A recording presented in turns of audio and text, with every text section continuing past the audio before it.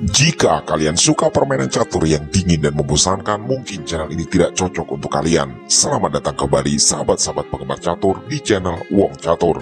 Semoga semuanya sehat selalu. Seperti biasa, kami selalu mencari partai-partai istimewa untuk kita bahas bersama-sama di sini.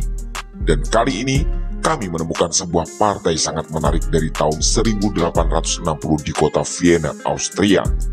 Antara Rainer melawan Wilhelm Steinitz.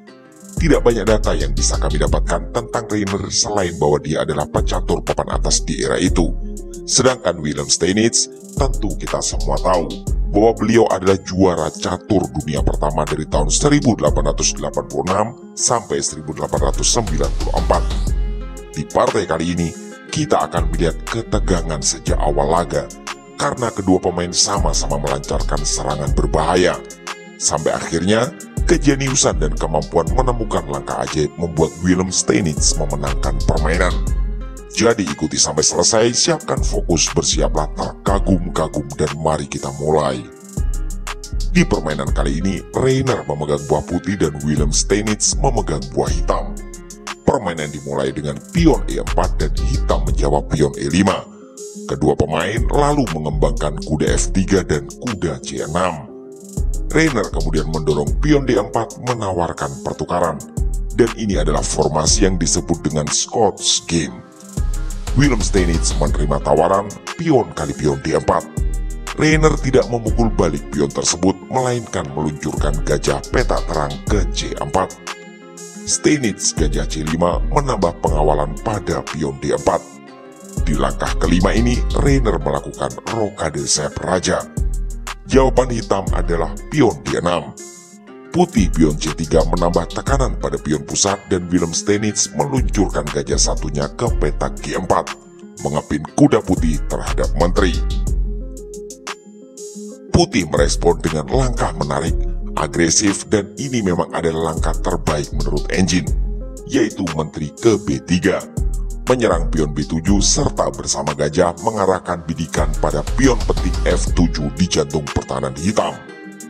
Wilhelm Steinitz ternyata mengabaikan hal tersebut dan memilih untuk terus menyerang dengan melakukan pertukaran perwira, yaitu gajah kali kuda F3. Rainer memanfaatkan hal ini untuk menggempur pusat pertahanan, yaitu gajah kali pion F7 skak. Raja hitam bergeser ke FD8. Putih lanjut dengan gajah kali kuda G8 dan Wilhelm Steinitz memukul kembali gajah tersebut dengan menggunakan benteng. Barulah sekarang Rainer memukul gajah di F3 dengan menggunakan pion G.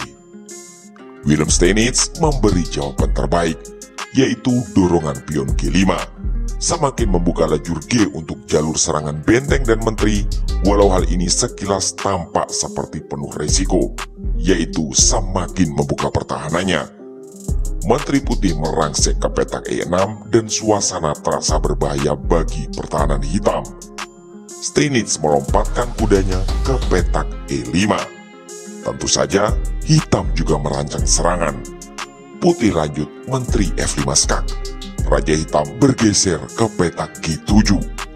Rainer menggeser rajanya terlebih dahulu ke petak H1 agar bisa aman gajah dan menterinya menyerang pion G5 dari garpuan skak oleh kuda milik hitam. Steinitz mengantisipasi dengan menyelamatkan rajanya ke petak H8. Putih menggeser benteng ke G1 menambah tekanan pada pion G5. Jawaban Wilhelm Steinitz adalah terus mendorong pionnya ke petak G4 menawarkan pertukaran.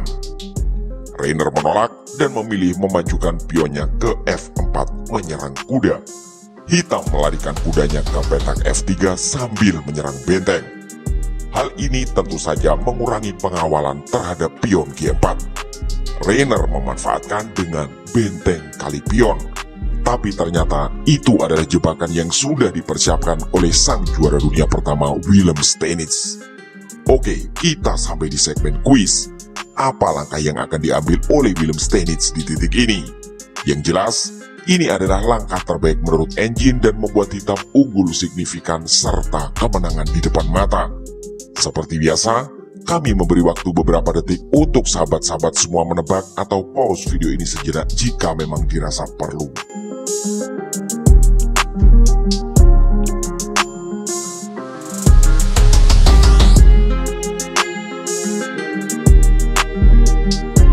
terima kasih yang sudah menebak dan selamat bagi yang tebakannya benar.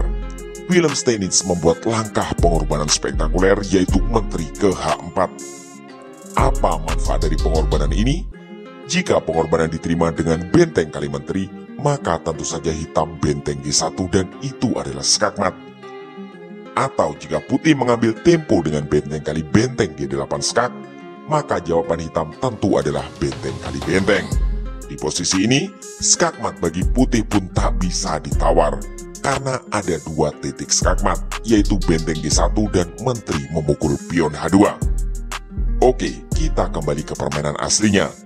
Menurut engine, langkah terbaik bagi putih adalah menteri F6 melakukan skak. Walau itu hanya mengulur waktu untuk memperpanjang nafas, karena kekalahan putih sudah tak bisa lagi dihindari. Di partai aslinya, Reiner memilih langkah lain, sehingga kematian bagi rajanya datang lebih cepat, yaitu benteng ke G2 yang sekilas memang terlihat sebagai langkah masuk akal untuk mengawal pion penting H2 yang sedang dibidik menteri hitam. Tapi, sang juara dunia sekelas Willem Steinitz memang terlalu jenius. Untuk kedua kalinya, Steinitz melakukan pengorbanan menteri secara spektakuler, yaitu menteri kali pion G2 skak. Tentu saja Raja Putih tidak bisa memukul menteri karena terkawal oleh kuda, dan satu-satunya pilihan adalah benteng kali menteri. Sekilas Raja Hitam juga terancam dengan benteng dan menteri putih membidik pion H7. Tapi tentu saja, langkah barusan membuat lajur G menjadi terbuka, dan Willem Steinitz menutup permainan ini dengan begitu cantik, yaitu benteng G1 dan itu adalah skakmat. Wow, benar-benar rangkaian langkah super cantik sebagai serangan balik mematikan. Setelah ketegangan nyaris sepanjang laga karena serangan dari putih juga terlihat begitu berbahaya. Dan seperti yang baru saja kita saksikan, Willem Steinitz dua kali melakukan pengorbanan menteri secara spektakuler. Rasanya tidak salah jika Willem Steinitz menjadi juara dunia catur pertama. Jika sahabat-sahabat ingin diskusi tentang kemungkinan langkah tertentu, kami mohon untuk menyertakan pula angka menit dan detik, agar kami tidak gagal paham serta bisa berusaha menjawab dengan baik. Demikianlah video singkat kali ini. Semoga sahabat-sahabat semua puas dengan permainan yang luar biasa ini. Dan semoga pula bisa menjadi inspirasi dan referensi bagi kita semua.